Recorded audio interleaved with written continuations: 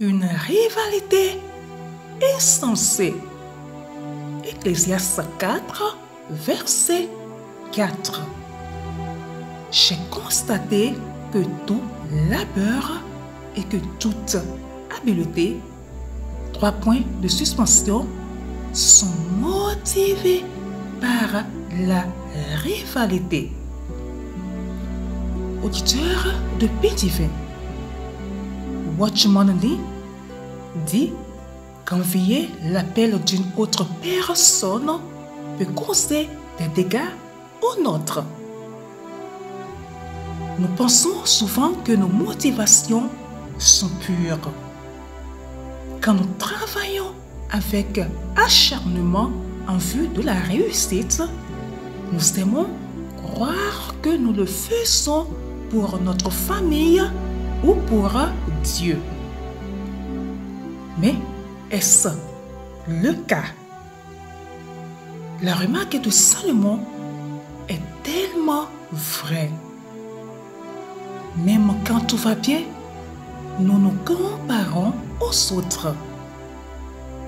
Et une grande part de notre motivation dans nos activités provient de l'élan égocentrique, la rivalité.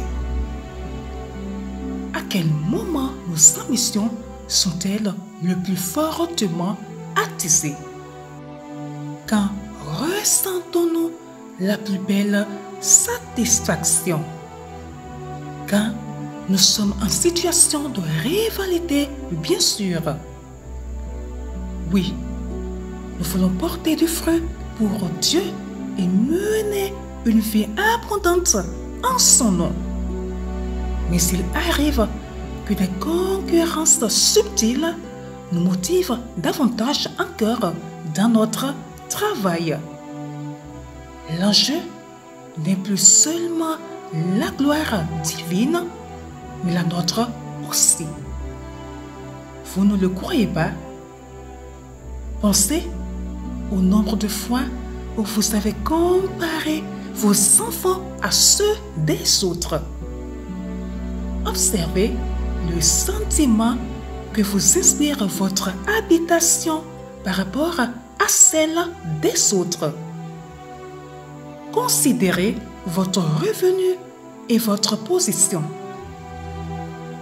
Ne recherchons-nous pas le plus bel intitulé de poste sur notre curriculum vitae ou sur notre carte de visite? Quand on nous demande ce que nous faisons dans la vie, ne répondons-nous pas dans les termes les plus avantageux? Qui essayons-nous d'impressionner? Certainement pas Dieu. Il sait ce que nous faisons et comment nous le faisons. Il sait déjà quel est notre niveau de responsabilité et le revenu qui en résulte. Serait-il possible que nous essayions d'impressionner les autres avec notre situation sociale? Salomon l'affirme. Nos motivations les plus fortes proviennent souvent de notre esprit de rivalité. Bien-aimés, recherchez la faveur de Dieu et seulement la sienne.